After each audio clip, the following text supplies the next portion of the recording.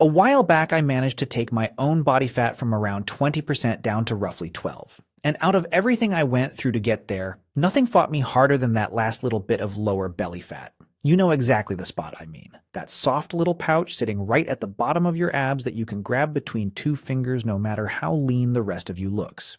And I want to be clear that this is not just some personal quirk of mine. I've since worked with plenty of guys who hit the exact same wall, doing everything supposedly right and still staring down at the same stubborn patch that simply refuses to leave. But here's the part almost nobody talks about. It genuinely does not matter how strict your diet gets or how many extra workouts you cram in, because there's a much larger factor at play that most men have never even heard of, and it's quietly keeping that belly fat locked in place far longer than it should be. So stay with me because I'm going to explain why this has almost nothing to do with the food on your plate, what's actually happening inside your body on a biological level, and the precise changes you can make to finally start shifting it. Let's begin with the obvious question. Why doesn't dieting harder just solve this? Most guys throw themselves at the problem the same way. They train like animals, they cut out everything they love eating, they grind for weeks on end, and at first they do see results. Their face sharpens up. Their arms start to show some definition. Maybe their legs look a little leaner. But a couple of months roll by and they're still standing in front of the mirror, looking down, wondering why this one specific area hasn't moved an inch.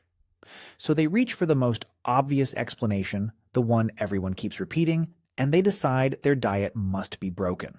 But more often than not, the food was never really the issue. The clearest way I've found to explain this is to imagine the fat on your body as a set of separate bank accounts.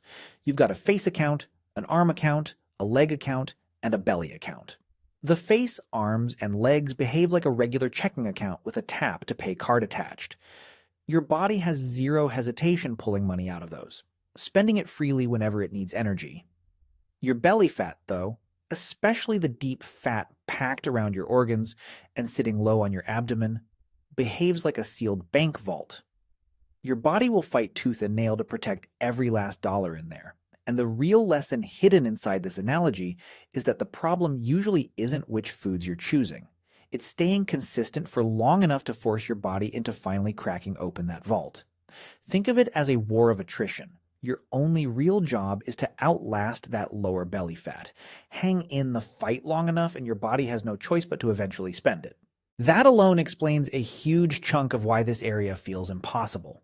But to actually do something about it, you need to understand what's unfolding behind the scenes, because there are a handful of factors here that we genuinely can influence, along with some lifestyle adjustments that nudge your body toward releasing that fat instead of clinging to it.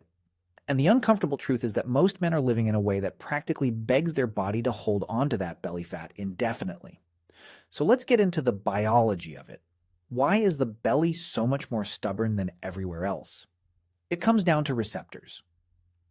Every fat cell in your body is studded with what are called adrenergic receptors, and there are two main types that matter here, alpha and beta. To keep this simple, just picture them as stop receptors and go receptors. The areas that lean out easily, like your face, your arms, and your legs, are rich in go receptors, technically the beta type. When your body releases fat-burning hormones called catecholamines, things like adrenaline and noradrenaline, those go receptors respond instantly and release the stored fat. Your lower belly, your chest, and for a lot of guys those love handles low on the back, are dominated by stop receptors, the alpha type. When those same hormones arrive, the stop receptors actually blunt the signal and tell the cell to hold its position. On top of that, these stubborn regions, particularly the visceral fat deep in your gut, have noticeably poorer blood flow, so even the fat that does get released struggles to get carried away and used. It's a double penalty. And here's the genuinely frustrating part about those stop receptors. They are heavily swayed by cortisol, your primary stress hormone. The relationship is strong enough that chronic stress will actively encourage your body to defend that fat, even when everything else about your situation says it should be letting go of it. Cortisol also tends to drive fat storage toward the abdomen specifically, which is why prolonged stress so often shows up as a thicker midsection even in people who aren't overeating. The hard reality is that we can't reassign where these receptors live or rewire how they fundamentally work. What we can do is manage the one big lever that influences them, and that lever is stress. Lower your baseline stress and you make it dramatically easier for your body to surrender the fat you've been trying to lose. This is exactly what I meant earlier about lifestyle. If the way you're living keeps your stress chronically elevated, you're essentially sabotaging your own results before you even start. The good news is that there are real, practical adjustments we can make to bring that baseline down, take some pressure off those stop receptors, and let that belly fat finally move. So the question becomes simple. What can we actually change day to day to lower chronic stress and coax the body into releasing it? Now, obviously the big rocks still matter. You need to be eating reasonably clean and getting some form of training in across the week. That's non-negotiable. But beyond that, there are 4 smaller adjustments, almost like micro habits, that quietly pull your stress levels down and make a real difference over time. Let's start with the first one, which is caffeine timing. Most guys have no idea how long caffeine actually lingers in their system. It carries a half-life of roughly 8 to 10 hours, which means if you grab a coffee at 1 or 2 in the afternoon, a meaningful amount of that caffeine is still circulating when your head hits the pillow. And yes, I know there are guys who swear they can slam an espresso at 9 at night and sleep like a rock. But total hours of sleep was never the point. What matters is the depth and quality of that sleep. Even when you fall asleep on time and stay down all night, caffeine suppresses the deep, restorative stages your body relies on to recover and regulate its hormones. So you might feel like you slept fine while quietly robbing yourself of the deep sleep that keeps cortisol in check. Poor sleep quality reliably spikes cortisol the following day, which loops right back to making that belly fat harder to lose. The fix is straightforward. Try to cut caffeine off by around midday. This doesn't need to be an ironclad rule. I still have the occasional afternoon coffee myself, but if you're landing on the right side of this maybe 80% of the time, then over the long haul your stress drops and your sleep genuinely improves. The second habit is daily walking. Most guys assume that 2 or 3 structured workouts a week ticks the movement box and they're done. But if you're sitting for 8 to 10 hours every day, that single hour of training barely makes a dent. And the truth is you're still living a largely sedentary life. Now don't worry, I'm not about to tell you to start running half an hour a day because honestly, that's overkill for this purpose. All you really need is some consistent daily walking. I know you've heard this advice 100 times, but there's a reason it keeps coming up, and that's because it works. Heading out for a 20-minute walk, ideally in some natural daylight, shifts your body out of that high alert fight or flight state and into rest and digest mode. The mechanism behind this is your parasympathetic nervous system, which is your body's recovery and relaxation setting. Walking outside, especially somewhere green and calm, helps activate it, lowering your baseline stress and dropping you into a more relaxed state.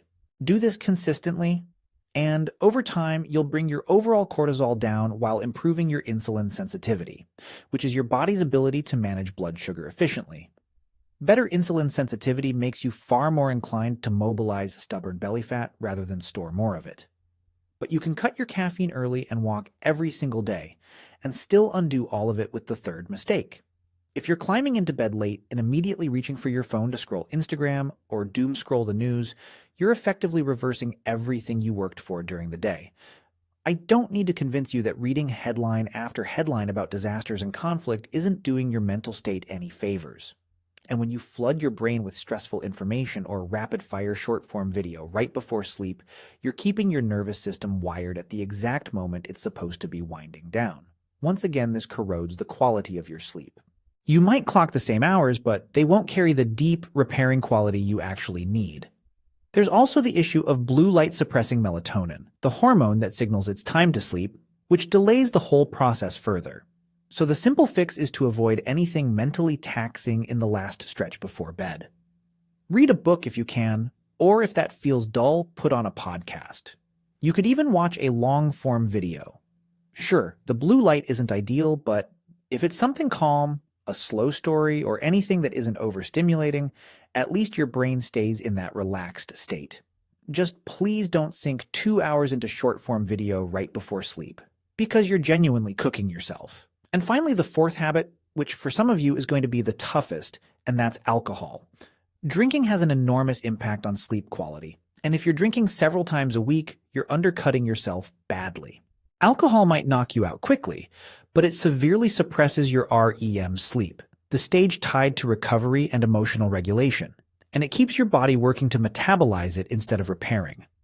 If you know you're drinking a fair amount, this might be the single highest impact change available to you. Cutting it doesn't just remove a pile of empty calories from your week, it hands you a major upgrade in sleep quality, which feeds directly back into lower cortisol. So the final move is to take a real break from alcohol. Not just trimming it slightly, but stepping away properly. Ideally somewhere in the range of 2 to 4 weeks. Give your body a genuine chance to repay that sleep debt, and let its hormonal systems recalibrate. You can nail the other 3 habits perfectly, but if you keep tripping on this one, your body stays parked in that elevated stress state no matter how clean you eat or how hard you train. So those are the 4 lifestyle adjustments that bring your baseline stress down and finally encourage your body to release that stubborn lower belly fat, along with the fat that tends to sit around the chest.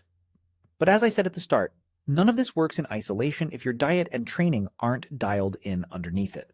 So if you want to see exactly how I structured my own eating and workouts to get from 20% down to 12, I've broken that whole process down in another video, and I'll point you toward it now. Otherwise, thanks for watching, and I'll see you in the next one.